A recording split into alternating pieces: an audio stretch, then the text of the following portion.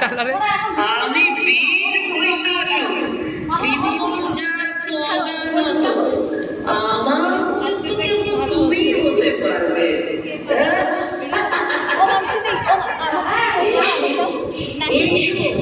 আমার কণ্ঠে বড় মাল্য প্রদান করো। তুমি আমাকে কামনা করো, এই বিশ্ব ব্রহ্মাণ্ডের মাতা। তোমার এত বড় স্পর্ধা, তুমি আমায় কামনা করো। এই কামনাই তোমার মৃত্যুর কারণ। যুদ্ধে অবতীর্ণ হও।